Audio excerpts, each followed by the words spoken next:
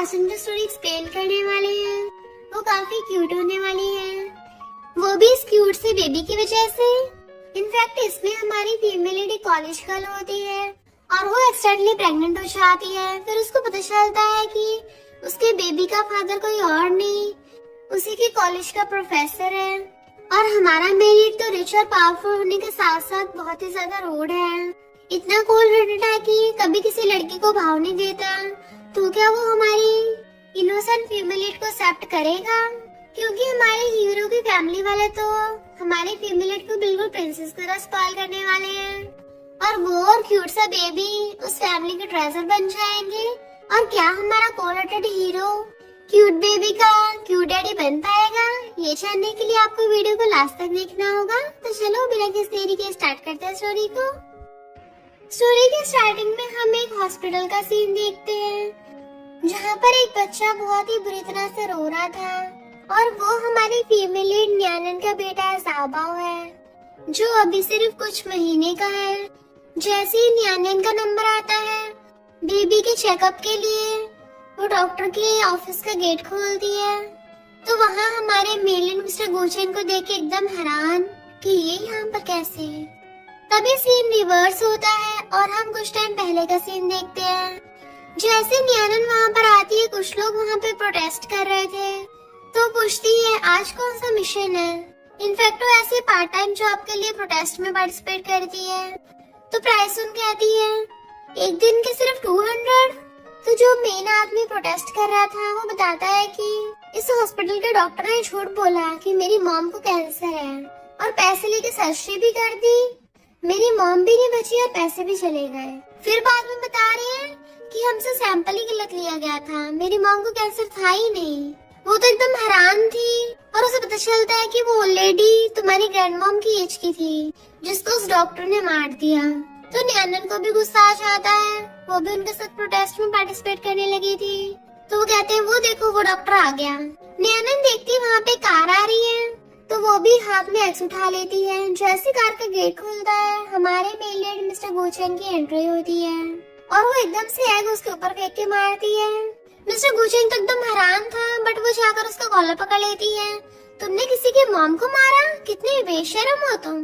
But बाकी protester तो किसी और डॉक्टर को जाके घेर लेते हैं। तब उसको पता चलता है कि उसने गलत इंसान को पकड़ लिया तो कहती है सॉरी गलती हो गई, मैंने जानबूझ के ऐसा नहीं किया। उसको साफ करने लगी थी बट मिस्टर गोचेन गुस्से से हाथ पकड़ लेता है और उसको साइड करके अपनी कार में बैठ के वहाँ से चला गया था। जबकि न्यानन मना कर रही थी, मेरा ऐसा कोई मकसद नहीं था। पर तभी उसे हॉस्पिटल से कॉल आता है, उसकी ग्रैंडमा प्रॉब्लम में है इसलिए वो हॉस्पिटल की तरफ भागती है।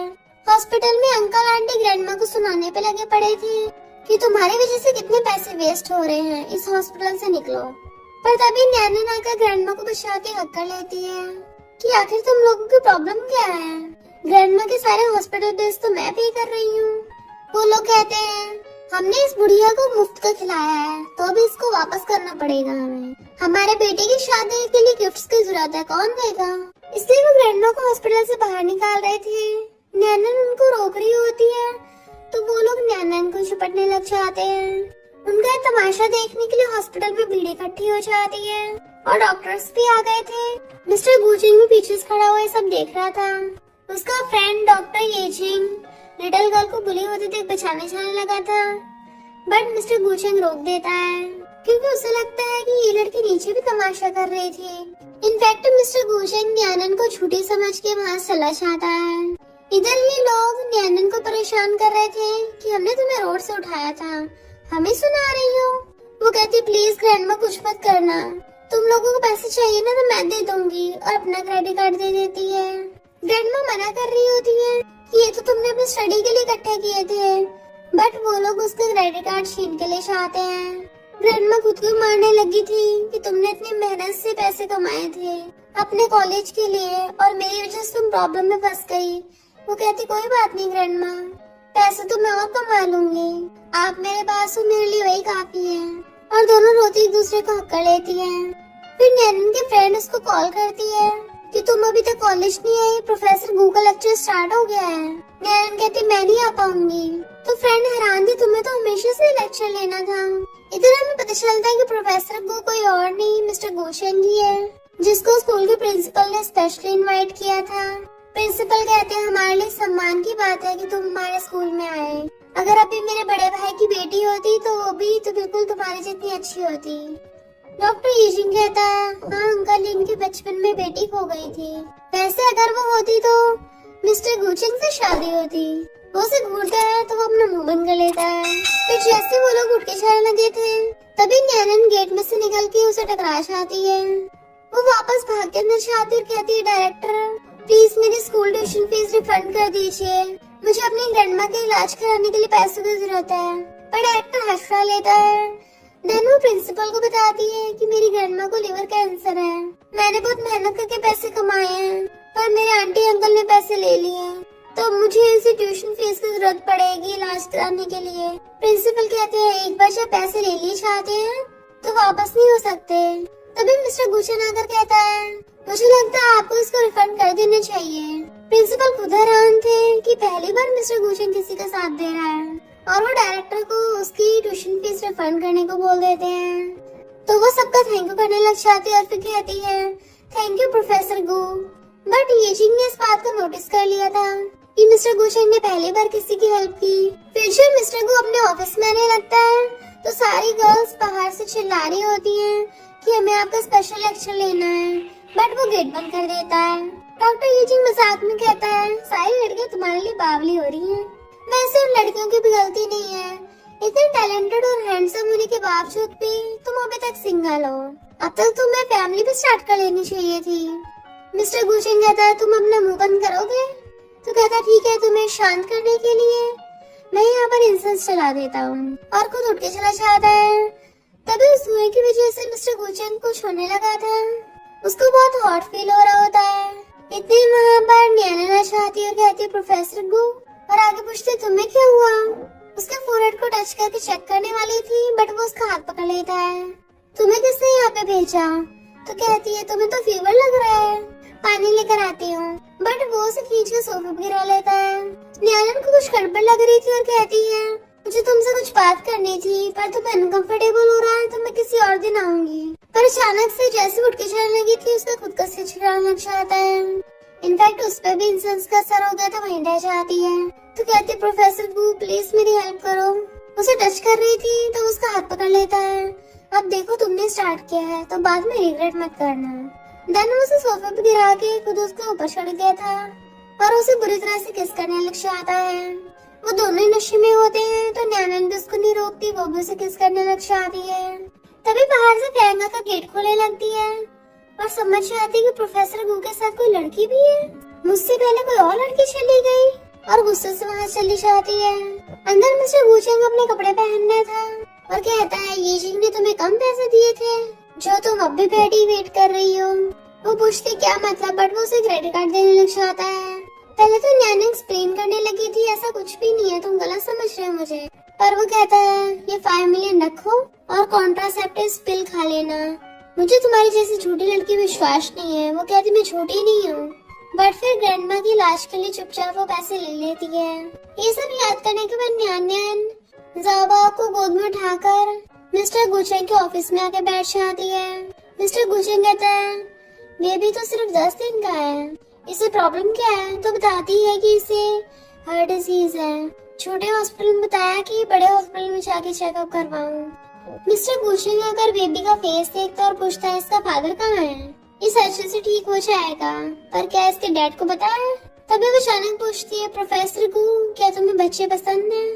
पहले तो वो हैरानी से उसे देख रहा था और फिर कहता है ये बच्चा मेरे कैसे हो सकता है? अगर तुमने कॉन्ट्रासेप्टिव पिल खाई होंगी तो 96% चांस है कि तुम प्रेग्नेंट हो ही नहीं सकती, और वैसे भी अगर ये मेरा बच्चा हुआ तो इतना कमजोर तो नहीं हो सकता। वो कहती प्रोफेसर को तुम लाइन क्रॉस मत करो, बट वो उसका फेस पकड़ लेता है। तुम बेबी का यूज करके मुझे बेवकूफ बनाने आई हो। तो कहते अगर तुम्हें लगता है मैं इसके बाप को ढूंढने आई हूँ तो तुम बिल्कुल गलत हो, और वैसे भी तुम इतने खड़ूस हो, ये तुम्हारा बेबी हो ही नहीं सकता, ये तो बहुत क्यूट है, और मेरे बच्चे का ऑलरेडी बाप है तो तुम्हें बाप बनाने की जरूरत नहीं है।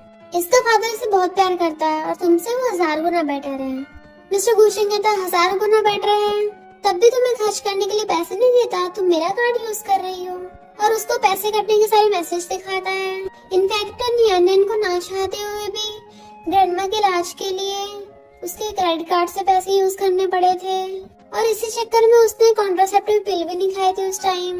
तो कहती है मैं तुम्हें तुम्हारे पैसे वापस कर दूंगी और रिपोर्ट उठाकर ज़ाओबाओ को अपने साथ ले जाती है। डॉक्टर यीचिंग उसे जाते हुए देख लेता है तो मिस्टर गुचिंग से कहता है ये तो वही कॉलेज गर्ल है ना जिसके साथ तुमने नाइट स्पेंड की थी। इसकी गोद में तो एक छोटा बच्चा है, कहीं वो तुम्हारा तो नहीं? मिस्टर गुचिंग कहता है ये कैसे हो सकता है? तो कहता है मुझे लगता है वो बच्चा तुम्हारा ही है। डेट के हिसाब से तो वो तुम्हारे बच्चा हुआ ना, और वो कोई ऐसी वैसी लड़की भी नहीं है जो हर किसी के साथ सोती फिरेगी। यानी उस बेबी में गू फैमिली का ब्लड है। मैं अभी ये गुड न्यूज तुम्हारी मॉम को बताता हूँ। बट मिस्टर गुचिंग उसे रोक देता है। उस लड़की ने खुद बोला है कि वो बेबी मेरा नहीं है। पर यीचिंग को अब भी भरोसा नहीं हो रहा था। कहता है मैं ब्लड टेस्ट करूंगा तभी पता चलेगा। तभी मिस्टर गुचिंग अपने फोन में मैसेज देखता है, अब भी पैसे कट रहे हैं। तो सोचता है वो लड़की मुझे पैसे वापस करने को बोल रही थी, तब भी मेरे पैसे यूज कर रही है। और यीचिंग से कहता है कोई जरूरत नहीं पता करने की, उसके जैसे गोल्ड डिगर लड़की मेरे बच्चे की मॉम हो ही नहीं सकती। इधर नियन ज़ाओबाओ को लेके घर पे आती है तो ग्रैंडमा कहती है अभी तुम्हारी डिलीवरी हुई है, कहाँ चली गई? तुम थक गई होगी, और उसको हेड बना देती है। और ज़ाओबाओ को उन्होंने खुद गोदी में ले लिया था। वो कहती ग्रैंडमा आप चिंता मत करिए, मैं हॉस्पिटल टैक्सी से गई थी।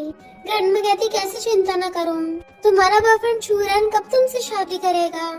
वो अभी तक अब्रॉड से वापस भी नहीं आया और बेबी इतना बड़ा हो गया, मुझे डर है तुम्हारे साथ कुछ गलत ना हो। वो कहती आप चिंता मत कीजिए, मैंने उसे डिस्कस कर लिया है, वो अब्रॉड में पैसे कमा रहा है और मैं यहाँ पे बेबी का ध्यान रखूंगी। जब तक वो वापस आएगा उसके बाद शादी कर लेंगे, तब तक बेबी बड़ा हो जाएगा।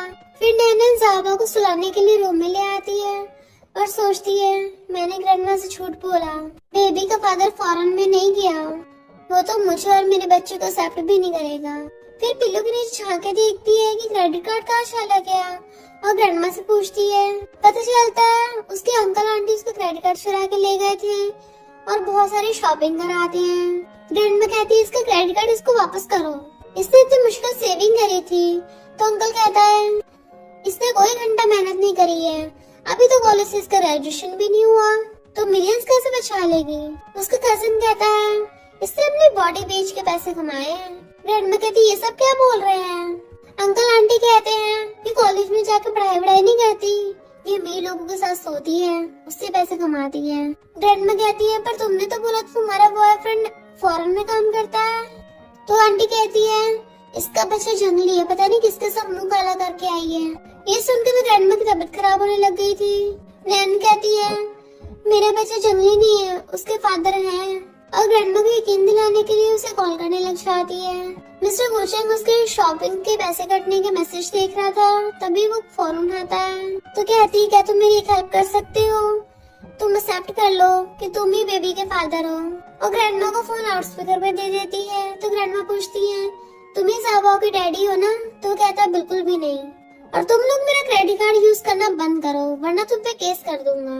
ये सुनकर ग्रैंडमा की हालत खराब। इतने में मामा का कहती है तुमने हमसे इतनी बड़ी बात छुपाई। और ग्रैंडमा कर मिस्टर गुचिंग को मारने लग जाती है।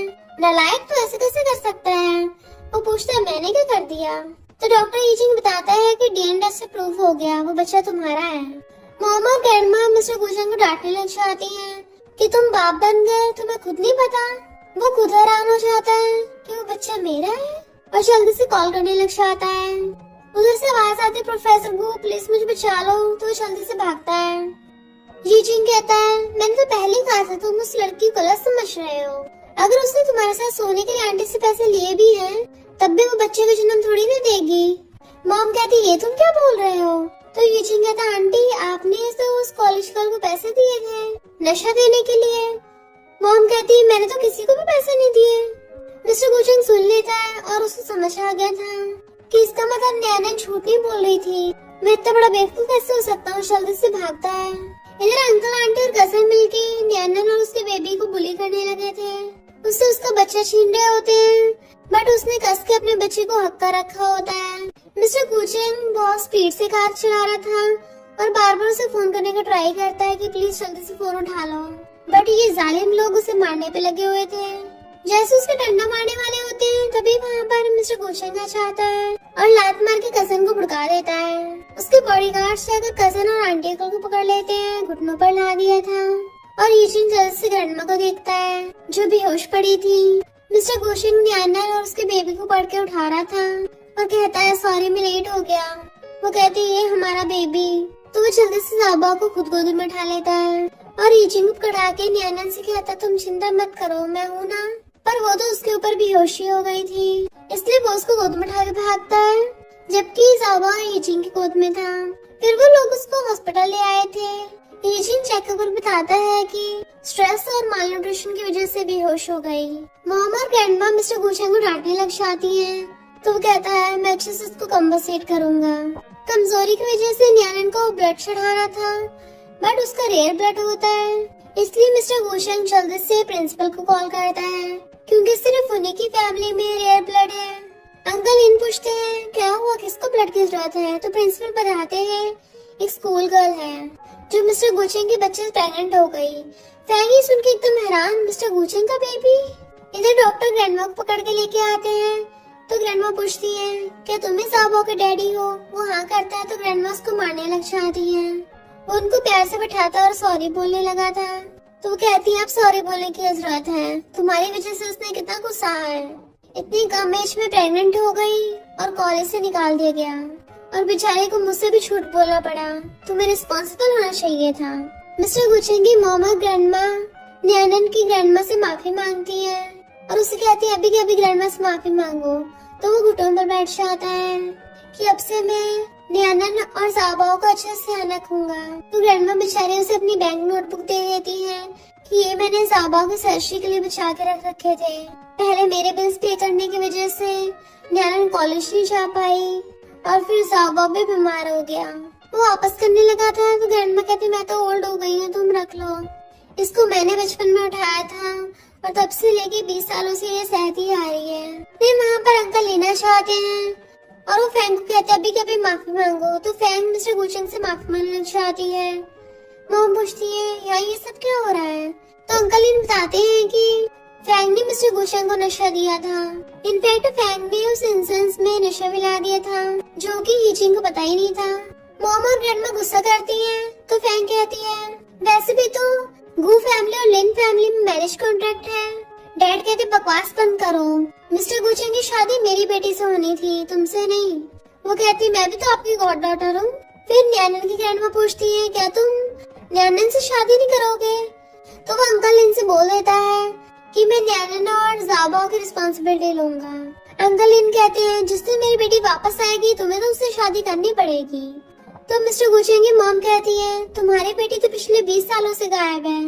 डैड कहते हैं फिर क्या हो गया, वो कभी ना कभी तो वापस आएगी, मुझे पूरा भरोसा है। इतने में न्यानन को होश आ गया था। अंकल ने मिस्टर गुलशन को कॉलर पकड़ लिया होता है कि तुम इस लड़की के लिए हमारे टीचर स्टूडेंट का रिलेशनशिप खराब कर रहे हो, भूल गए तुम और मेरी बेटी बचपन में दोस्त थे। वो कुछ रिप्लाई नहीं करता तो वो गुस्से से वहाँ चले जाते हैं। फैंग कुछ बोलने वाली होती है तो मिस्टर गुलशन कहता है मैं अंकल लिन की वजह से तुम्हें इस बार माफ कर रहा हूँ, तो अब जाओ यहाँ से। पर वो सोचती है इस लड़की ने मिस्टर गुलशन को मुझसे चुराया है तो मैं इसे नहीं छोड़ने वाली, और गुस्से चली जाती है। मॉम मिस्टर गुलशन कहती है बेबी को दिखाओ जरा इसे। ग्रैंडमा भी उससे कहती है कि तुम्हारा अच्छे से ध्यान रखेगा। मिस्टर गुलशन ज़ाबा को उठाकर न्यानन को गोद में पकड़ा देता है। वो कहती बेबी मम्मी ने तुम्हें बहुत मिस किया और उसे हक कर लेती है। मॉम कहती है बेबी तो बिल्कुल न्यानन की तरह स्माइल करता है, इस नलायक आइस पैक की तरह मुंह बना कर ही रखता। मिस्टर गुलशन भी कहता है ज़ाबा बिल्कुल तुम पे क्या है और खुद गोद में उठा लेता है कि तुम अभी सही से रिकवर नहीं हुई हो। फिर न्यानन अपने गले के पेंडेंट को देखने लगी थी। मिस्टर गुलशन उसके बारे में पूछता है तो ग्रैंडमा बताती है कि जब मुझे न्यानन मिली थी ये तभी से उसके गले में है, हो सकता है इसके पेरेंट्स ने इसको दिया हो। न्यानन कहती है भले मैंने अपने पेरेंट्स को कभी नहीं देखा पर ये जेड पेंडेंट से हमेशा मुझे लगता है वो मेरे आसपास है, मुझे उनका लव फील होता है और अब यही लव मैं अपने बेबी को भी दूंगी। देन उस पेंडेंट को ज़ाबा को पहना देती है। इधर हम देखते हैं अंकल इनके पास वही वाला पेंडेंट है और वो अपनी वाइफ की फोटो के सामने खड़े और रो रहे थे कि सॉरी मैं अभी तक हमारी बेटी को ढूंढ नहीं पाया। बचपन में जिस लड़के के साथ हमने उसकी शादी पक्की की थी, वो एंगेजमेंट तोड़ के किसी और से शादी कर रहा है। भला वो हमारी बेटी के साथ ऐसे कैसे कर सकता है? इतने वहाँ पर मिस्टर गुलशन आशा आता है और कहता है टीचर, तो वो कहते हैं मुझसे बात मत करो, मैं एंगेजमेंट कभी नहीं कैंसिल करूंगा। मिस्टर गुलशन कहता है आपने और आपकी वाइफ ने मुझे बचपन से पढ़ाया है, मैं आपका एहसान कभी नहीं चुका सकता। पर न्यानन और बेबी तो इनोसेंट है ना। अंकल इन कहते हैं मेरी बेटी भी तो इनोसेंट है, पिछले 20 सालों से वो गायब है, पता नहीं उसको सही से खाना भी मिल भी पा रहा होगा या नहीं, कहीं वो बीमार ना हो, पता नहीं उसे कैसा फील होता होगा। मिस्टर गुलशन कहता मुझे पूरा विश्वास है आपकी बेटी अभी भी जिंदा होगी और मैं उसको ढूंढने में आपकी पूरी हेल्प करूंगा। अंकल इन उस पैलेट को देख रहे थे कि जब तक मेरी बेटी नहीं मिल जाती तुम शादी नहीं कर सकते, और गुस्से से वहाँ चले जाते हैं। बट मिस्टर गुलशन उस पेंडेंट को नहीं देख पाता। इधर मॉम और ग्रैंडमा नैनन को घर पे ले आए थे, बताते हैं कि अब से तुम्हारा घर भी है और हमने तुम्हारी ग्रैंडमा का रहने का बंदोबस्त भी कर दिया, उनकी चिंता मत करना। और तो और वो दोनों उसके लिए काफी सारी शॉपिंग भी कर लाए थे, बहुत एक्सपेंसिव और न्यूट्रिशन वाली चीजें ले आए थे कि इससे तुम्हारी हेल्थ अच्छी हो जाएगी। वो कहती ग्रैंडमा इतना काफी है, पर ग्रैंडमा कहती बिल्कुल भी नहीं और क्लैपिंग करती है। तभी वहाँ पे बहुत सारे मेड्स लाइन लगा कर आती हैं और उन सबके हाथों में कुछ न कुछ होता है। ग्रैंडमा बताती है कि ये हमारे विलास के प्रॉपर्टी पेपर्स हैं, प्राइवेट आइलैंड के प्रॉपर्टी पेपर्स हैं, और ये सारी ज्वेलरी स्पेशली तुम्हारे लिए है, जो मैंने तुम्हारे लिए खरीदी है। तुम्हारी स्टडी बीच में रुक गई थी ना, तो तुम आगे स्टडी करना चाहती हो या फिर कोई काम करना चाहती हो, तुम पे डिपेंड करता है, तुम जो मर्जी कर सकती हो, हम तुम्हें सपोर्ट करेंगे। मॉम कहती है और मैंने फ्रांस से तुम्हारे लिए कस्टम मेड ड्रेसेस मंगवाई हैं, तुम्हें सब ट्राई करनी है। वो मना कर रही होती है। ग्रैंडमा कहती है मुझे तो अब भी काफी नहीं लग रही, और जल्दी से फोन कर कहती है स्विट्जरलैंड का सबसे बड़ा स्काई रिसोर्ट मुझे मेरी ग्रैंड डॉटर इन लॉ के लिए खरीदना है। और उसे कहती है विंटर वेकेशन पे हम वहाँ पे स्काइंग के लिए जाएंगे, तुम्हें पसंद आएगी। वो कहती है ग्रैंडमा मुझे स्काई करना नहीं आता। तभी पीछे से मिस्टर गुलशन कहता है कोई बात नहीं, मैं सिखा दूंगा। तो ग्रैंडमा खुश होती है और फिर कहता है अगर तुम चाहो तो मैं यहीं पे स्काई रिसोर्ट बनवा दूंगा। वो कहती है नहीं नहीं। वो उसका हाथ पकड़ लेता है तो कहती है मुझे ऊपर जाके जाओबाओ से मिलना है। तो मॉम और ग्रैंडमा कहती बेबी का ध्यान हम रख लेंगे, तुम इसका ध्यान रखो। तो कहता है हम अपनी वाइफ का अच्छे से ध्यान रखूंगा, और उसे रूम में ले आता है। धन अच्छे से ब्लैंकेट से कवर करने लगा था और उसने हॉस्पिटल की बेस्ट नर्स को बुला लिया था कि अब से ये तुम्हारी बॉडी का ध्यान रखेगी। नर्स कहती है आप अपनी वाइफ के कपड़े ऊपर कर दीजिए, मुझे चेकअप करना है। जैसे मिस्टर गुलशन करने वाला था वो उसे रोक देती है, मैं खुद कर लूंगी। बट नर्स के कहने पे चुपचाप लेटना पड़ता है और आंखें बंद कर लेती है एम्बैरेसमेंट के मारे। मिस्टर गुलशन धीरे से उसके कपड़े नीचे करता है और फिर डॉक्टर चेकअप करने लग गई थी। धन बताती है कि प्रोफेसर को आपकी वाइफ की बॉडी खुद को रिकवर कर रही है, फिर भी ये मेडिसिन लेते रहना। और कुछ क्रीम्स भी थी। वो पूछती है किस लिए, तो डॉक्टर कहती है हर रोज रात को प्रोफेसर को तुम्हारे स्टमक एरिया पे इससे रब करेंगे, जिससे तुम और जल्दी ठीक हो जाओगी। ये सुनने के बाद तो न्यान काफी शर्माने लगी थी और कहती प्रोफेसर को तुम्हें मेरे लिए इतना अच्छा बनने की जरूरत नहीं है, मैंने कभी भी ये सब करने के लिए बेबी का यूज नहीं किया। वो कहता मुझे पता है, मैं ये सब तुम्हारे लिए कर रहा हूँ, प्लीज मुझे एक चांस दे दो। वो हाँ में मुंडी हिलाती है तो उसे हक्का लेता है। रात में जब वो सो रही थी तो उसे जाओबाओ के रोने की आवाज आती है, तो अपना टैब उठा के देखती है। मिस्टर गुलशन जाओबाओ को खिला रहा था तो कहती है मुझे ऐसा लगा जैसे अभी बेबी के रोने की आवाज आई, और वहाँ के देखने लग जाती है। मिस्टर गुलशन उसे छुपा रहा होता है पर जाओबाओ तो नॉन स्टॉप रो ही जा रहा था। नैनी कहती मुझे दे दीजिए, मैं इसे छुपा दूंगी। बट मिस्टर गुलशन अब भी हार मानने को तैयार नहीं था, पूरी कोशिश कर रहा होता है। तो नैनी ने इशारे से नैनी को वहाँ से भेज देती है और उसे आकर कहती है लाओ मैं छुपाती हूँ। और फिर वो साबा को गोद में लेकर हिलाती हुई सोफे में बैठ जाती है। मिस्टर गुलशन उसे मिल्क बॉटल देने लगा था ताकि वो उसे पिला दे, बट वो कहती है जरूरत नहीं है, मेरे पास ऑलरेडी है। मिस्टर गुलशन हैरान, तो नैनी कहती है अच्छा तो बेबी को मम्मी के दूध की आदत है। नैनी अपना फेस टर्न कर लेती है बट उसे अभी भी थोड़ी शर्म आ रही थी क्योंकि मिस्टर गुलशन पीछे खड़ा था, और कहती है क्या तुम थोड़ा पीछे को घूम सकते हो। वो ओके बोलकर घूम जाता है और नैनी बेबी को दूध पिलाने लगी थी नैनी फिर भी कपड़े से उसको कवर कर देती है। मिस्टर गुचेन कहता सॉरी, मैं भूल गया था कि बेबी को ब्रेस्ट मिल्क की आदत होती है। तो कहती है कोई बात नहीं, अगली बार अगर ऐसा हो तो मुझे बता देना, मैं आ जाऊंगी उठ के। मिस्टर गुचेन पूछता है क्या बेबी को हर रोज रात को दूध पिलाना पड़ता है? वो कहती है मैंने बेबी को दूध पिला दिया है, अब तुम इधर पेश कर सकते हो। तो वो भी उसके साथ बैठ के बेबी को सहलाने लगा था। नैना उसको बताने लग जाती है जब बेबी बिल्कुल छोटा सा था ना, बिल्कुल एक क्यूट किटन जैसा था, पहले बिल्कुल भी नहीं रोता था। मिस्टर गुचेन कहता है ये जरूर हार्ट डिसीज की वजह से बहुत कमजोर हो गया है, हमें जल्दी इसकी सर्जरी करवानी होगी वरना आगे चलकर प्रॉब्लम हो सकती है। नैना उसका हाथ पकड़ के कहती है मुझे ग्रैंडमा ने बताया था कि जब उन्होंने मुझे उठाया था मैं भी बहुत ज्यादा वीक थी और सांस भी नहीं ले पा रही थी, मेरी पूरी बॉडी नीली पड़ गई थी। मिस्टर गुचेन कहता है इसका मतलब ज़ाओबाओ बिल्कुल तुम पे गया है। वो कहती जब बेबी की डिलीवरी हो रही थी ना बहुत ज्यादा दर्द हो रहा था, पर जब मैंने इसको अपनी गोदी में लिया मैं सारा दर्द भूल गई, और जब इसने मेरा पहली बार मिल्क पिया तब मुझे फील हुआ कि मैं सरवाइव करने के लिए और भी ज्यादा मेहनत करूंगी। मुझ में अचानक से रोज एनर्जी आ जाती थी। मिस्टर गुचेन कहता ये सारी मेरी गलती है, उस टाइम मुझे तुम्हारे साथ होना चाहिए था। वो पूछते प्रोफेसर को क्या तुम्हें सच में बच्चे पसंद नहीं है? फिर तुम्हें मेरी और बेबी की रिस्पॉन्सिबिलिटी लेने की जरूरत नहीं पड़ेगी, तो मुझे इसको ले जाने दो यहाँ से प्लीज, क्योंकि मैं चाहती हूँ मेरा बेटा एक अच्छी लाइफ जिए, प्यार में बड़ा हो, और एक फादर जो उसे प्यार नहीं करता, उसे पसंद नहीं करता, तो इससे अच्छा है वो उस फादर के साथ रहे ही ना। मिस्टर गुचेन चुप था पहले तो, फिर कहता है तुम्हें पता है मेरा फ्रेंड है, वो और उसकी वाइफ स्कूल टाइम से एक दूसरे के साथ थे, देन उनकी शादी हुई और बेबी हो गया। पहले जब वो एक दूसरे से इतना प्यार करते थे, आज वो एक दूसरे से उतनी नफरत करते हैं। तो पूछती है क्यों, ऐसा क्या हुआ? तो कहता है कुछ प्रॉब्लम की वजह से उनका बेबी नहीं बच पाया, जिसकी वजह से वो दोनों एक दूसरे से नफरत करने लग गए और एक दूसरे पे इल्जाम लगाते रहे।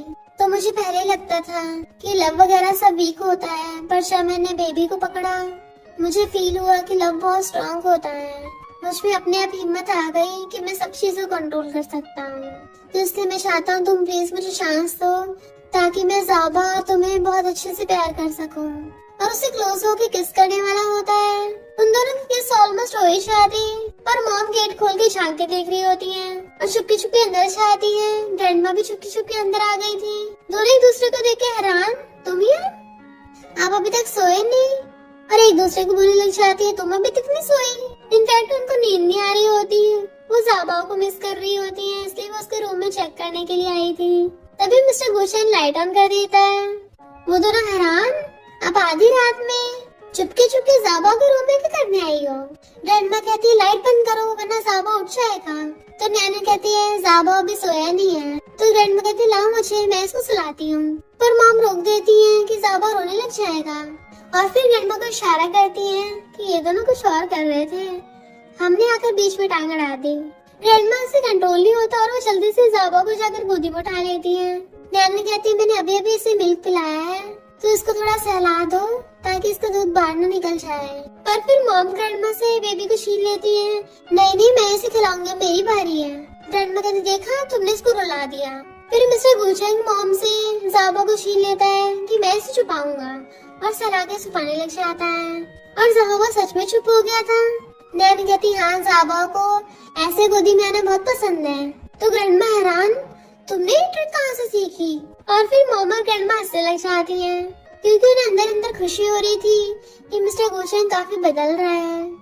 नेक्स्ट सीन में हम देखते हैं, वो कहता है फाइनली तुम्हारा इलाज पूरा हुआ, अब बताओ तुम कौन सा स्पाइसी खाना खाओगे? तुम्हें मिल्क टी पीनी है ना? वो हैरान थी, इसी कैसे पता? मिस्टर गुचेन कहता है क्योंकि तुम नींद में बड़बड़ा रही थी। तो कहती क्या? और बताओ ना मैंने क्या क्या बोला?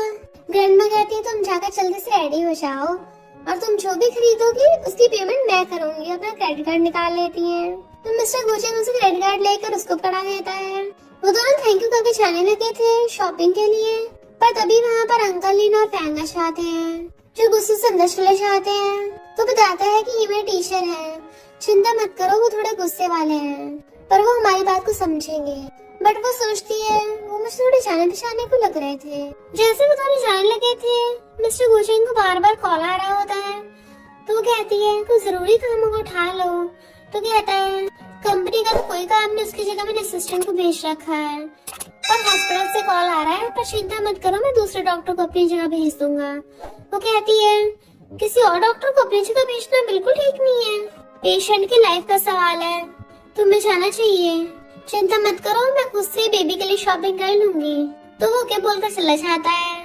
वो उसे बाय कर रही थी और सोचती है प्रोफेसर वो के साथ होने से कितना अच्छा फील होता है। जैसे अंदर जाने लगी थी तभी उसकी फ्रेंड आकर उसे पकड़ने लग जाती है कि इतने टाइम से तुम कहाँ थी, पता मुझे कितनी चिंता हो रही थी। उसको हक कर लेती मैंने तुम्हें कितना मिस किया। नैनन कहती मैंने भी तुम्हें बहुत मिस किया। और फिर दोनों एक साथ शॉपिंग करने के लिए आ जाती है और वहाँ के सेल्स गर्ल नैनन को देख के पहचान लेती है और बताती है कि मैं झैंग हूँ, तुम्हारी क्लासमेट। तुम इतने घटिया कपड़े पहन के शॉपिंग करने आई हो, तुम जैसे पुअर लोग यहाँ का सामान अफोर्ड नहीं कर सकते। फ्रेंड को गुस्सा आने लग जाता है और उसके मुंह पर गोल्ड कार्ड फेंक के मारती है। झैंग तो एकदम हैरान, तभी मैनेजर आके सॉरी बोलने लग जाता है। वो कहती है अब इसी सेल्स को हमें सर्व करना होगा। नैनन उसे गुस्सा करने शांत कर रही थी तो कहती है लगता है इस लड़की ने स्कूल टाइम में तुम्हें बहुत बुली किया है, अब देखना मैं इसे कैसे बदला लेती हूँ। तो झैंग को ना चाहते हुए भी उन लोगों को ड्रेस दिखानी पड़ रही थी, उनको सर्व करना पड़ रहा था, पर फ्रेंड सारे ड्रेसेस मना कर रही होती है। और फिर नैना से पूछती है जिस दिन तुम कॉलेज छोड़ के गई थी बाकी तुम्हारे बारे में बातें कर रहे थे कि तुम प्रेग्नेंट हो, तुम्हें तुम्हारे अंकल ने किसी प्लान में तो नहीं फंसा दिया था। नैना कहती है प्रेगनेंसी वाली बात सच है और बेबी ऑलरेडी बॉर्न भी हो गया है और वो 1 मंथ का होने वाला है। तो फ्रेंड कहती तुमने कितना कुछ सहा और उसे हक कर लेती है, मैं तुम्हें अच्छे से पैम्पर करूंगी। झैंग मुंह बनाते ड्रेस दिखा रही थी तो फ्रेंड कहती है तुम ये ड्रेसेस ट्राई करो, तुम्हें जो पसंद आएगी मैं दिला दूंगी। नैनन मना कर रही होती है बट उसको जबरदस्ती ड्रेस ट्राई करने के लिए भेज देती है, पर झैंग चढ़ रही थी। फिर नैनन ड्रेस पहन पहन के अपनी फ्रेंड को दिखाती है पर वो बैठी मना कर रही थी कि दूसरी ट्राई करो। नैनन कहती है मुझ पे कोई भी ड्रेस सूट नहीं कर रही, लगता है मैंने बहुत ज्यादा वेट गेन कर लिया है। फ्रेंड कहती है ऐसा कुछ भी नहीं है, तुम तो बहुत ज्यादा क्यूट लग रही हो, ये गलती तुम्हारी ने सेल्स गर्ल की है, ये बिगाड़ ड्रेसेस दिखा रही है। और वो उसे दूसरे शोरूम में लेके जाने लगी थी पर झैंग चिढ़ के मारे उन ड्रेसेस पे मिल्क गिरा देती है कि रुको, जाने से पहले तुमने ड्रेसेस खराब किए ना तो उसकी पेमेंट करके जाओ। हैरान थी गंदी कैसे हो गई, मैंने तो कुछ भी नहीं खाया पिया इस पे। तो झैंग कहती है हाँ तुम्हारा बेबी है ना, तुम पक्का ब्रेस्ट फीडिंग करती होगी तो तुम्हारा मिल्क निकल गया होगा, कॉलेज से ग्रेजुएशन हुआ नहीं, पता नहीं किस बुढ़े से प्रेग्नेंट होकर आ गई, इतनी कम एज में ये सब करती फिरती हो। फ्रेंड को गुस्सा चाहता है अगर तुमने अभी अपना मुंह बंद नहीं किया ना तो मैं जुबान काट दूंगी। पर झैंग चिल्ला चिल्ला कर वहाँ बहुत सारे लोगों को इकट्ठा कर लेती है और मैनेजर कहता है अगर तुम्हारा मिल्क लीक होता है तो कम से कम हमारे कपड़े तो गंदे मत करो। नैनन मना कर रही होती है कि ऐसा नहीं है, बाकी कस्टमर बोलने लग जाते हैं कि क्या पता हमने जो कपड़े खरीदे हैं वो भी इसने ट्राई किया। झैंग कहती है देखा अब तुम्हारी वजह से हमारा बिजनेस खराब हो रहा है, अब तुम्हें पेमेंट करनी पड़ेगी।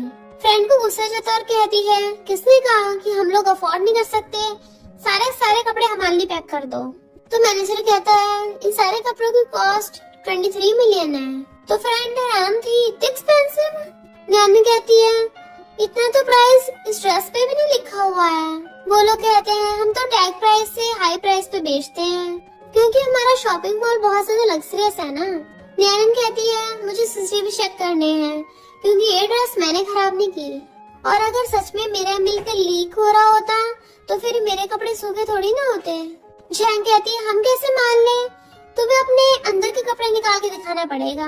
एक लड़का आकर कहता है लाओ मैं चेक कर देता हूँ, और आके उसका ड्रेस खींचने लगा था तो बेस्टी उसे दूर धक्का मार देती है। वो कहता है मैं तो मजाक कर रहा था। बेस्टी कहती है मैं अभी पुलिस को बुलाऊंगी और सच सबके सामने होगा। मैनेजर कहता है तुम किसे धमकी दे रही हो, उसका फोन छीन लेता है।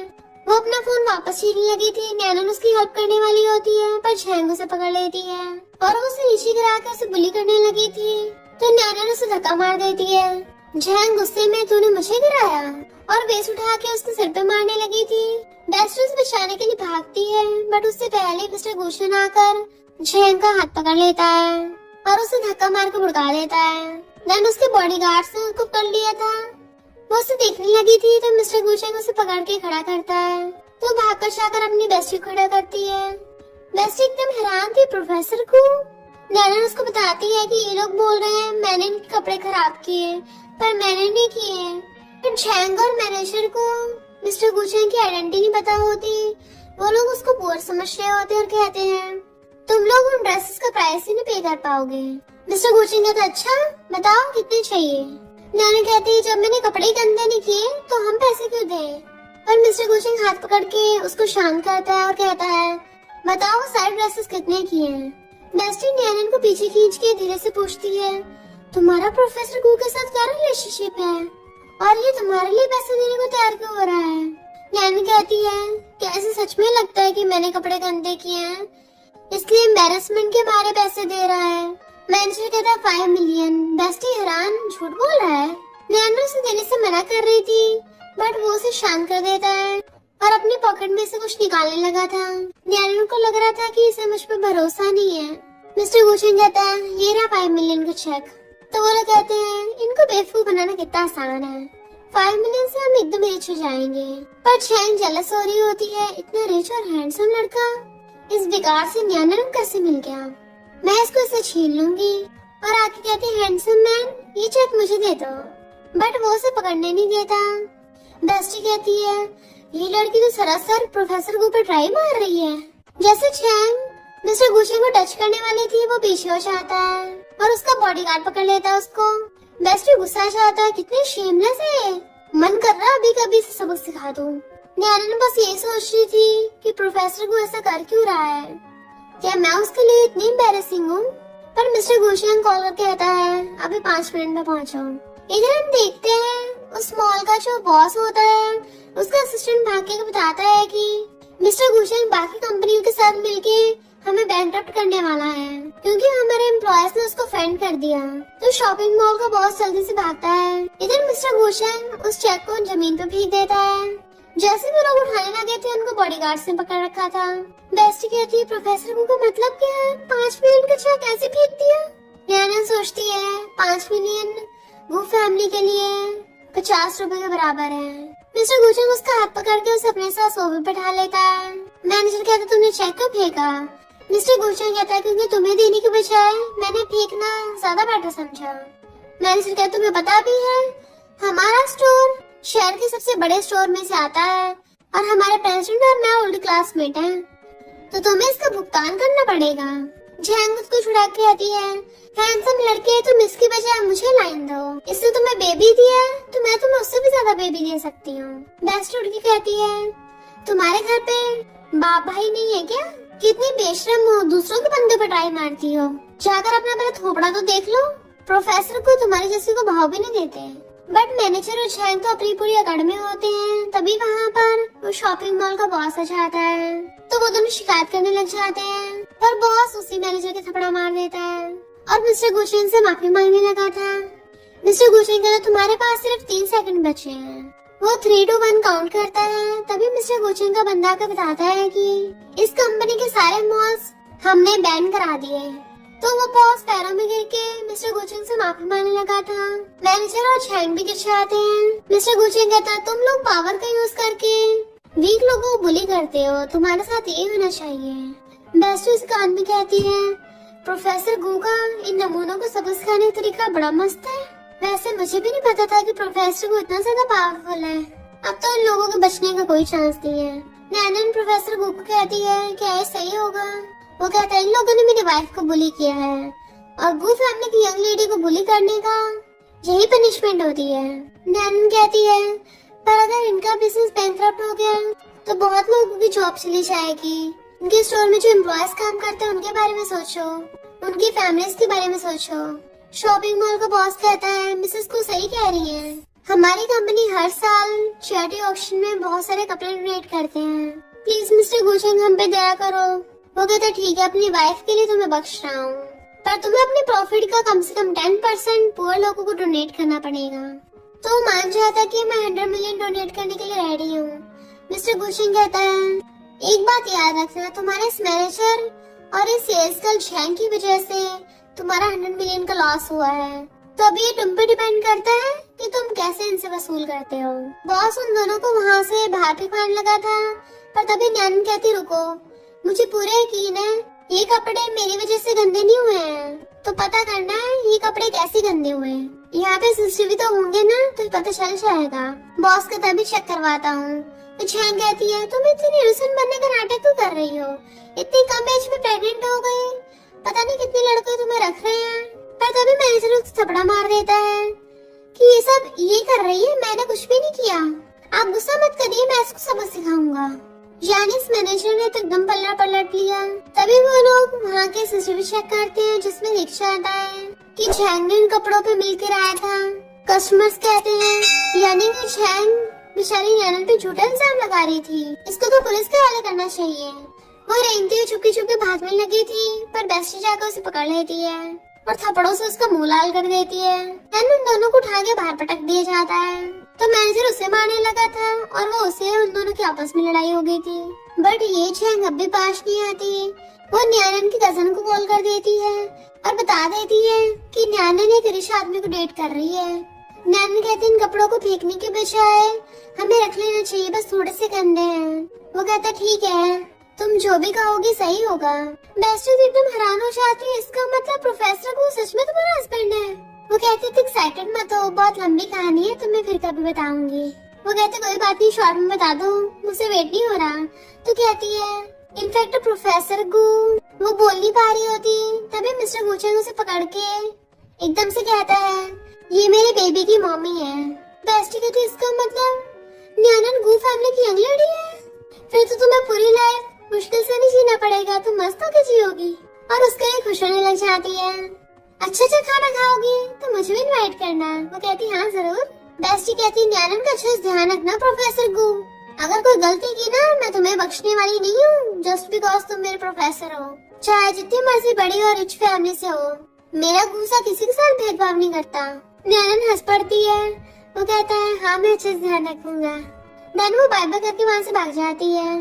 तभी मिस्टर गुचेंग उसको अपना क्रेडिट कार्ड देता है। तुम्हारी बेस्टी ने बोला ना अगर मैं तुम्हारा अच्छे से ध्यान नहीं रखूंगा तो मुझे उसके मुक्के खाने पड़ेंगे। तो क्रेडिट कार्ड लेके थैंक यू कर देती है। वो कहता चलो बेबी का सामान लेने चलते हैं। फिर मिस्टर गुचेंग मॉल में जाकर कहता है सारी एक्सपेंसिव चीजें पैक कर दो। तो कहती है जरूरी नहीं सारी एक्सपेंसिव चीजें सबसे ज्यादा सुटेबल हो, हमारे बेबी काफी ईयर्स है तो उसको ये वाली हैट ज्यादा सूट करेगी, हमें खुद उसके लिए एक चीज चूज करनी है। जंप सूट में अच्छे सांस नहीं आता है तो स्कर्ट बेटर है।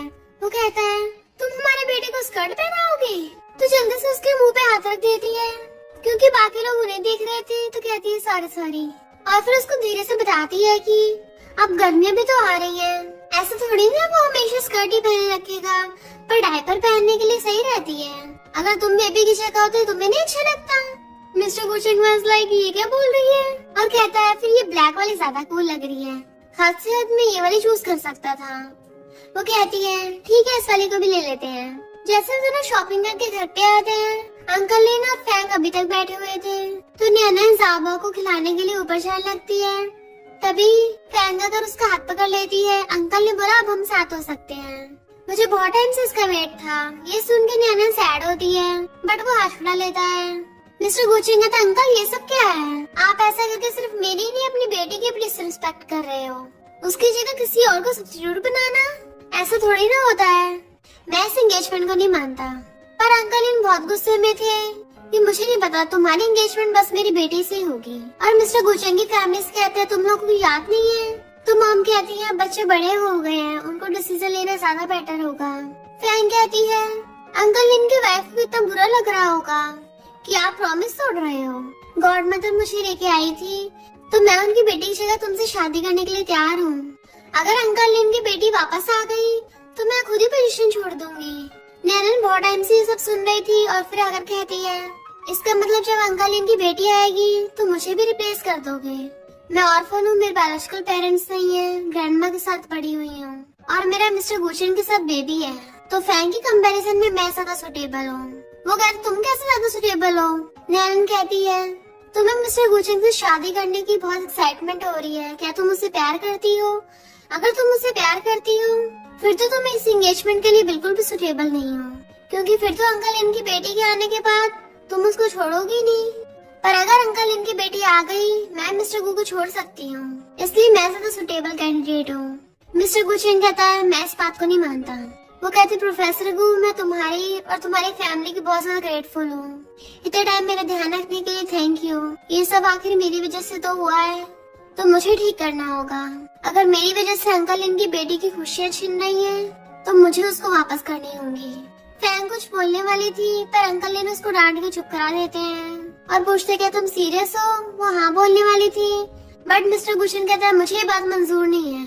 पर वो उसे हछुड़ा लेती है कि अंकल इन, अगर आपको लगता है मैं सिंसियर नहीं हूँ, तो मैं आपकी बेटी को ढूंढने में हेल्प कर सकती हूँ। फैंग कहती है मेरे गॉडफादर ने मेरी लिटिल सिस्टर को ढूंढने के लिए अपनी पूरी फोर्स लगा दी है, पूरी न्यूज़पेपर और हेडलाइंस का यूज किया, तब भी नहीं ढूंढ पाए, तो तुम कैसे ढूंढ दोगी? मिस्टर गुचिंग उसे कहता है मैं तुमसे शादी करना चाहता हूँ, तुम किसी की रिप्लेसमेंट नहीं हो। पर वो उसके हाथ हटा देती है। मिस्टर गुचिंग, तुम और तुम्हारी फैमिली बहुत अच्छे लोग हैं। मुझे पहली बार तुम्हारे साथ रह के फैमिली जैसा फील हुआ।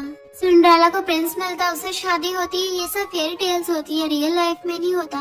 तो इसलिए मैं मिसेस गो नहीं बनना चाहती, मैं अपनी जैसी बनना चाहती हूँ, सिर्फ जाओबा की मॉम। इसलिए प्रोफेसर को हमारे बीच में जो भी रिलेशनशिप है और पास्ट में जो भी हुआ सब भूल जाओ।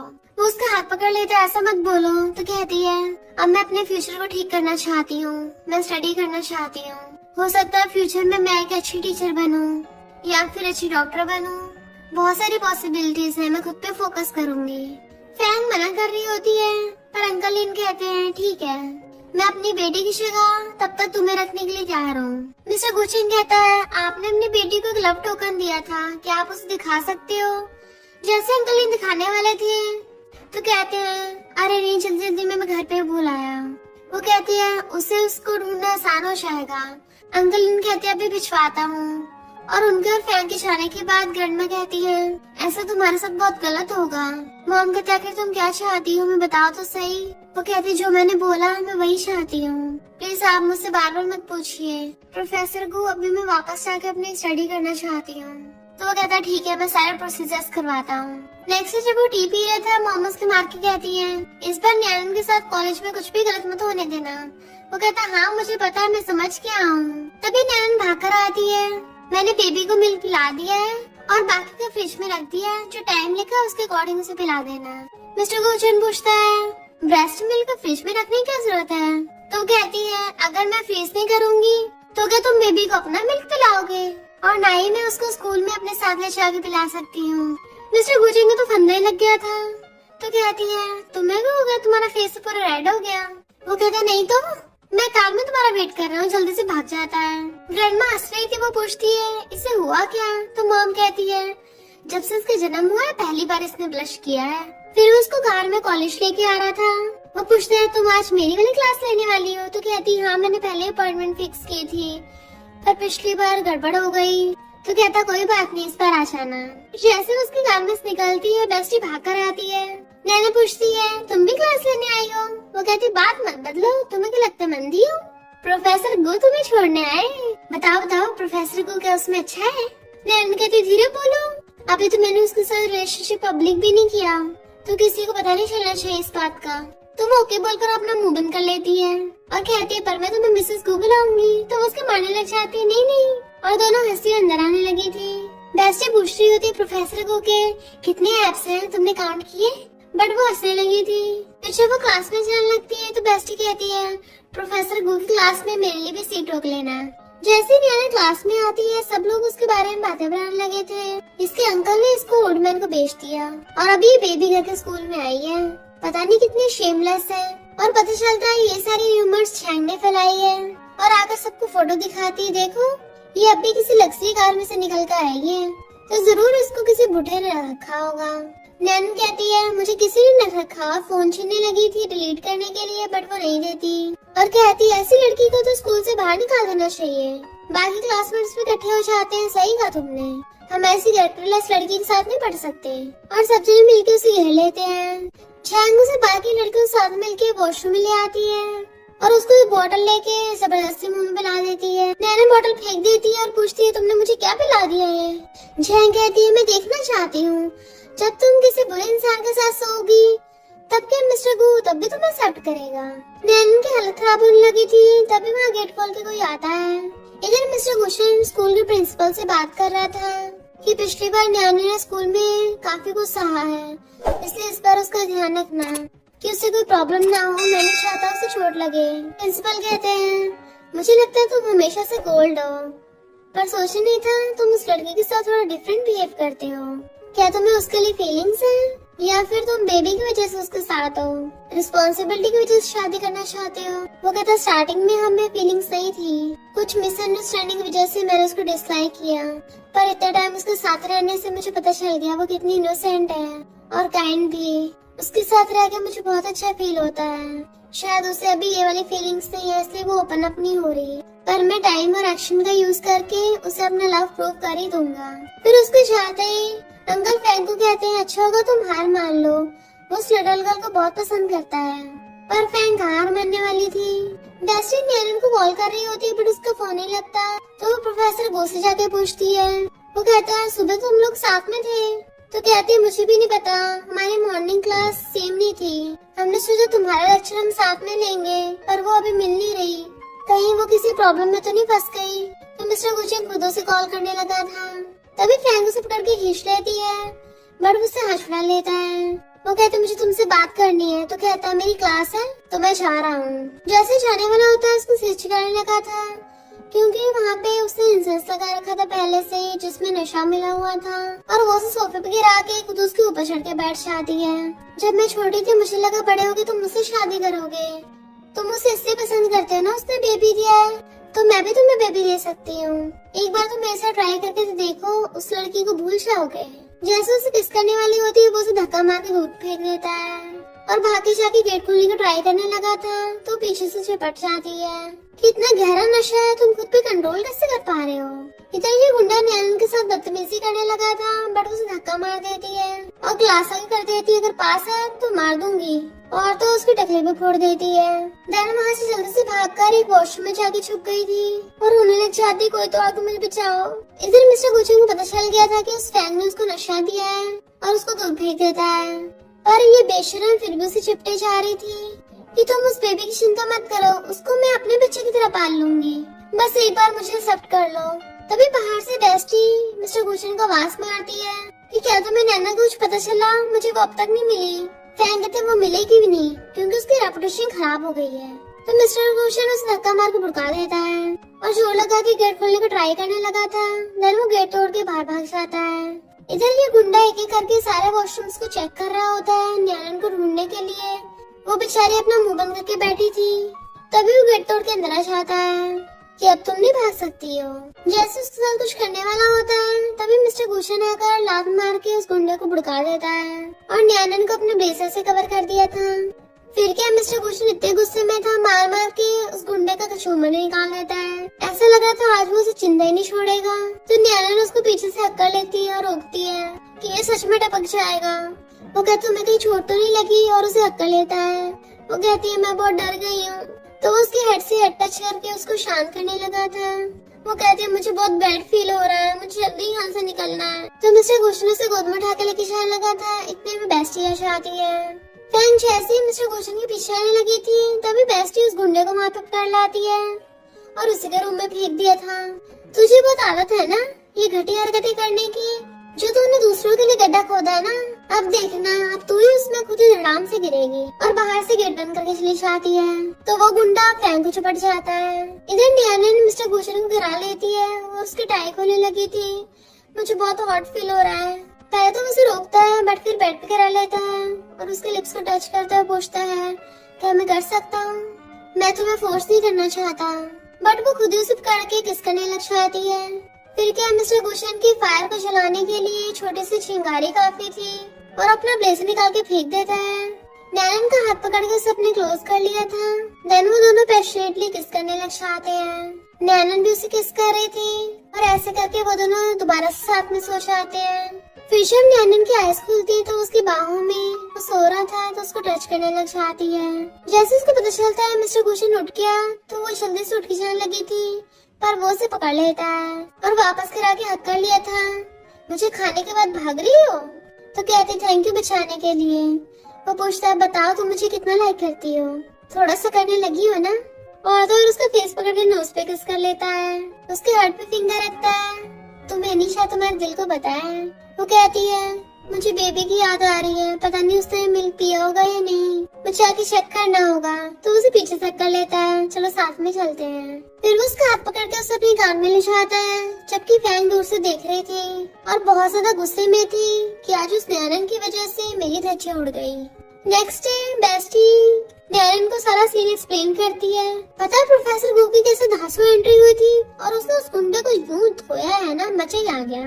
वो तुम्हें बचाता हो कितना कूल लग रहा था, फिर तुम्हें अपनी बाहों में उठा के लेके गया। बताओ उसके बाद तुम दोनों जाके क्या क्या किया था। नैरन कहती मुझे नहीं पता, कुछ भी तो नहीं किया। तो वो कहती अच्छा मुझसे छुपाओगी, मेरी नजरों से कोई नहीं बच सकता। अपना फेस देखो कैसे मंकी की बट की तरह लाल हो गया। जरूर तुम दोनों ने मिलकर कुछ तो कांड किया है। वो कहती नहीं तो मैं ब्लश नहीं कर रही। इतने में फैंग चाहती है तो बेस्टी उस पे भड़कने लगी थी। इतनी बेशर्म है, मुंह उठा के फिर से आ गई। अगर प्रोफेसर को टाइम पे नहीं पहुंचे होते तुम तो नैरन को हर्ट कर देती। वैसे कि तुम्हें कल उस गुंडे के साथ मजा आया था। फैंग कहती है ये डैड ने अपनी बेटी को लव टोकन दिया था, बिल्कुल सेम ऐसा ही। इसका यूज करके उनकी बेटी को ढूंढ लो। इनफैक्ट फैंग ने वो लव टोकन बदल दिया होता है ताकि वो अंकल इनकी बेटी को ढूंढ ही न पाए। बेस्टी कहती है ये तो कोई खास नहीं लगता, इसलिए अच्छे से उठाया हो। फिर बेस्टी उससे पूरी बात पूछती है। नैरन के बताने पे हैरान थी, प्रोफेसर को ऑलरेडी एंगेज्ड है, तब भी तुमने उससे शादी कर रही हो, कहीं वो तुम्हें बेवकूफ नहीं बना रहा। नैरन कहती है अभी तो तुम उसकी बहुत तारीफ कर रही थी, वो बहुत हैंडसम है, इतनी जल्दी बदल गई। वो कहती है अगर उसने तुम्हें बुली किया ना तो फिर शायद तुम मर्जी हैंडसम हो, मैं नहीं बख्शने वाली उसको। नैनी कहती ऐसा नहीं है, वो बुरा नहीं है और ना ही उसने मुझे बुली किया, मैंने खुद ही डिसाइड किया है। वैसे भी हम दोनों बीच में इमोशनल रिलेशनशिप नहीं है। जैसे अंकल इनकी बेटी वापस आ जाएगी मैं खुद ही उसे छोड़ दूंगी। तो कहती है तुम भी बेवकूफी जैसी हरकतें करती हो, इतनी काइंड क्यों हो तुम? प्रोफेसर गुजर से अच्छा लड़का किसी और को दे रही हो। नैनी कहती वैसे भी हमारी स्टार्टिंग में एक एक्सीडेंट था, मैं उसको एम्बैरस नहीं करना चाहती और ना ही मुझे अपने फ्यूचर पे गिव अप करना है। बेस्टी कहती है मुझे नहीं लगता कि प्रोफेसर को तुम्हारे लिए इमोशंस नहीं है, क्योंकि कल जैसे वो तुम्हारे लिए गुस्सा दिखा रहा था उसे साफ साफ पता चल रहा था उस तुम्हारी कितनी फिक्र है। तुम तो नशे में थी, तुमने ध्यान नहीं दिया। क्या तुम्हें सच में उसके लिए फीलिंग्स नहीं है? वो सोचती कैसे फीलिंग्स नहीं होंगी। तो बेस्टी कहती है चलो कोई बात नहीं, परेशान मत हो, क्या पता तुम्हें फ्यूचर में और अच्छा लड़का मिले। चलो अंकल इनकी बेटी को ढूंढने में मैं भी तुम्हारी हेल्प करूंगी। फैंग कहती है वो तो तुम कभी नहीं ढूंढ पाओगे, असली वाला लव टोकन तो मेरे पास है। इधर मॉम और ग्रैंडमा ज़ाओबा को खिला रही होती है, तभी अंकल ने आकर मिस्टर गुचेंग के बारे में पूछने लगे थे कि मुझे उसे पता करना था मेरी बेटी को अब तक ढूंढ पाया या नहीं। वो दोनों कहती है वो दोनों तो कॉलेज गए हैं। मॉम उनके लिए पानी लेना चाहती है, तभी अंकल वहाँ पे ज़ाओबा को देख लेते हैं और ये देख के हैरान थे उस नियानन ने मेरा दिया हुआ लव टोकन अपने बेटे को पहना रखा है। जैसे मॉम पानी लेके आती है वो ग्लास नीचे फेंक देते हैं कि मेरे दिए हुए लव टोकन की कोई इम्पोर्टेंस नहीं है, बच्चे को दे रखा खेलने के लिए। मॉम कहती है नियानन ने बताया था ये उसके पेरेंट्स ने उसको दिया है और उसने अपने बेबी को दिया, आपका वाला नहीं है। अंकल इन कहते हैं यही मेरा वाला लव टोकन है, मुझे अच्छे से याद है और गुस्से से वहाँ से चले जाते हैं, तुम लोगों को मैं देख लूंगा। जैसे वो दोनों घर आते हैं तो मॉम उनको बताती है कि अंकल इन बिना वजह गुस्से होकर चले गए, ये बोलकर कि हमने उनका लव टोकन बच्चे को पहना रखा है। नियानन कहती है कैसे हो सकता है, उनका दिया लव टोकन तो मिस्टर गुचेंग के पास ही है। नियानन कहती है मैंने अपनी बेस्टी को बोल दिया है, हम मीडिया वालों की हेल्प लेंगे तो जल्दी अंकल इन की बेटी मिल जाएगी और फिर अंकल इन गुस्सा नहीं होंगे। तभी उसे कॉल आता तो कहती है लव टोकन वाली लड़की मिल गई है, पर तभी वहाँ पर छेंग आती है। वो सब उसे देख के हैरान थी। बॉडीगार्ड कहता है ये लड़की बता रही है लव टोकन इसी का है। इनफैक्ट हुआ कुछ यूँ था कि जब नियानन मिस्टर गुचेंग को वो लव टोकन दे रही थी, यानी कि वो फैंग की दी हुई फेक रिंग, तो उसे बता रही थी कि ऐसे कोई झूठा क्लेम न कर दे। और तभी उस टाइम पे झैंग ने उसको देख लिया था और सोचती है अगर मैं उसकी बेटी होने का क्लेम करूंगी तो मैं भी रिच लाइफ जी सकती हूँ। मिस्टर गुचेंग पूछता है तुम्हारे पास क्या प्रूफ है? तो कहती है मेरे पास प्रूफ है, मैं बचपन में डॉक्टर थी। डॉक्टर पेरेंट्स ने बोला था कि मेरे बायोलॉजिकल पेरेंट्स मेरे लिए रिंग छोड़ के गए हैं और वो बिल्कुल सेम ऐसी थी। नैनन कहती है अच्छा रिंकी की पूरी डिटेल्स दो। तो चैंग बता देती है इसके पीछे रेड डॉट है। इनफैक्ट उसने तभी सुन लिया था जब नैनन मिस्टर गुशेंग को ये बात बता रही थी। वो लोग अंकल इनको बताने लगे थे, पर वहाँ पे अंकल इन पहले ही आ जाते हैं। जैंग उन्हें पकड़ने लग जाती है डैड, बट वो खुद को छुड़ा लेते हैं। फैंग सोचती है ये कैसे हो सकता है, मैंने तो फेक रिंग दी थी, तो ये असली लड़की कहाँ से आ गई। और पूछते तुम कैसे प्रूव करोगे कि तुम मेरे डैड की बेटी हो। नैनन कहती है क्योंकि उसने बताया कि ये इसका लव टोकन है। अंकल इन गुस्से से कहते हैं मैंने ये वाला लव टोकन नहीं दिया था, तुम्हें तो ये भी नहीं पता, मैंने नेकलेस दिया था। नैनन कहती है आपका मतलब जो बेबी गले में पहना हुआ है, पर वो नेकलेस तो मेरा है। और हैरान अंकल इनका तुम्हारा मतलब कि तुम मेरी बेटी हो। मॉम और ग्रैंडमा भी यही कहते हैं हाँ नैनन का नेकलेस है, हम पूरी फैमिली जानते हैं। अंकल इन कहते हैं तो तुम सब लोग मिलके झूठ बोल रहे हो, मुझे बेवकूफ समझ रखा है। अगर मेरी बेटी मिली नहीं तो खुद ही मेरी बेटी बनने का प्रिटेंड करने लग गई और गुस्सा होकर चले जाते हैं। जबकि जैंग पीछे भागती है कि डैड मैं आपकी बेटी हूँ, बट अंकल इन उसको भाव नहीं देते। बट फैंग को सब सच पता चल गया था कि इसका मतलब मेरे गॉडफादर की बेटी नैनन नहीं है। अगर मेरे डैड को ये बात पता चल गई तो वो तो मुझे घर पे नहीं रहने देंगे। फैंग आकर जैंग से कहती है मुझे पता है तुम अंकल इनकी बेटी नहीं हो, पर मैं तुम्हें उनकी बेटी बना सकती हूँ और तुम लग्जरी लाइफ जी सकती हो, पर तुम्हें मेरी बात माननी होगी। और उसको लव टोकन पड़ा देती है। इधर नैनन सोच रही थी कि अंकल इनका जेट पेंडेंट मेरे सेम जैसा क्यों है। पीछे से मिस्टर गुशेंग आकर उसे हक्का लेता है क्या तुमने कभी अपने बायोलॉजिकल पेरेंट्स को ढूंढने के बारे में सोचा है। तो कहती पहले सोचा था, फिर बाद में ग्रैंडमा की तबीयत खराब होने लग गई, तो फिर मैं उस सब में बिजी हो गई। पर क्या तुम मेरे बायोलॉजिकल पेरेंट्स को ढूंढ सकते हो। वो कहता अगर तुम चाहो तो मैं पूरी हेल्प करूंगा। वो कहती तुम सही बोल रहे हो, भले मेरे पास लिटिल बेबी है, पर मैं फिर भी अपने बायोलॉजिकल पेरेंट्स को ढूंढना चाहती हूँ। तो वो उसे हक्का लेता है। इधर फैंग जैंग को कहती है हमारा दुश्मन सेम है तो हम दोनों को हाथ मिला लेना चाहिए, पर एक शर्त पे, तुम्हें मिस्टर गुशेंग की शादी मुझसे करानी होगी। वो भी मान जाती है। फिर फैंग जैंग को पकड़ के अंकल के पास लाती है कि डैड आपकी बेटी मिल गई है। वो कहता है तुम भी उनके साथ मिलकर मुझे धोखा दे रही हो। तो कहती नहीं तो ये पेंडेंट इसी के पास निकला। जैंग आकर उनका हाथ पकड़ लेती है। मेरे डॉक्टर पेरेंट्स ने बताया था कि ये नेकलेस बचपन में मेरे गले में था और उनकी बेटी बनने के नाटक करने लगी थी। तो वो खुश होने लग जाते हैं और पूछते हैं तुम कहाँ मिली थी। एंड ने उसको बता रखा था। तो कहती है ट्रेन स्टेशन पे। डैड कहते हैं हाँ मेरी बेटी वहीं पे खोई थी। जैंग पूरा भूलिया बता देती है क्योंकि फैंग ने उसको ऑलरेडी बता रखा था। डैड सच में उसको अपनी बेटी समझ लेते और हक करने लगे थे। मिस्टर गुशेंग नैनन को हाथ पकड़ के लेके आता है। वो कहती है यकीन नहीं होता, जिन बायोलॉजिकल पेरेंट्स को मैं इतने टाइम से ढूंढ रही थी वो तुम्हारे टीचर निकलेंगे। वो कहता है मेरी और अंकल इनकी बेटी के बचपन से एंगेजमेंट तय है, इसका मतलब हमारी तो डेस्टिनी कनेक्टेड है, तो मैं स्माइल करना चाहिए। और उसको कॉल आता तो कहता है मैंने डीएनए टेस्ट करवाया है, उसका रिजल्ट आ गया। तो पूछती क्या रिजल्ट है। वो कहता है अभी हॉस्पिटल जाके रिपोर्ट लेके आता हूँ, तब तक तुम अंकल इनसे बात कर लो। नैनन जैसे अंदर आती है पूछती यहाँ क्या चल रहा है। फैंग कहती तुम सही टाइम पे आई हो, डैड को अपनी बेटी जैंग मिल गई है, ये जेट पेंडेंट इसी के पास निकला।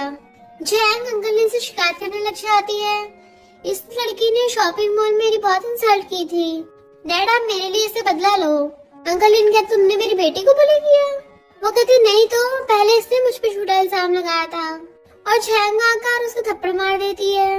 अब मुझे मेरे बायोलॉजिकल डैड मिल गए हैं तो तुम मुझे बुली नहीं कर सकती।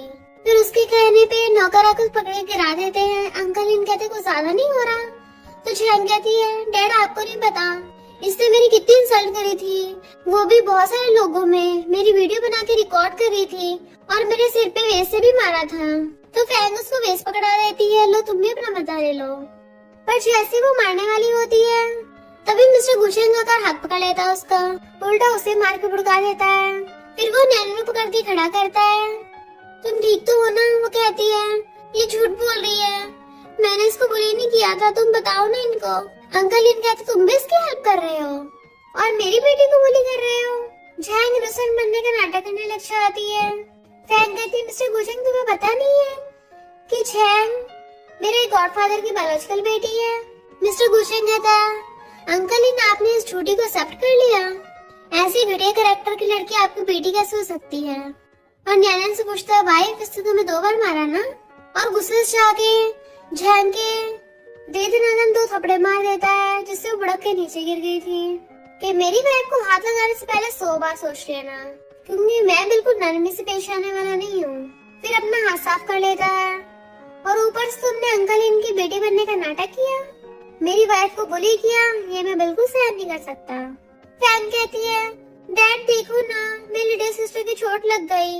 अंकल इन जैसे उसके पास आने लगे थे, मिस्टर गुचिंग उन्हें डीएनए रिपोर्ट देने लगा था कि आपकी और आपकी बायोलॉजिकल बेटी की डीएनए रिपोर्ट है और मेरी वाइफ नैनन ही आपकी बायोलॉजिकल बेटी है।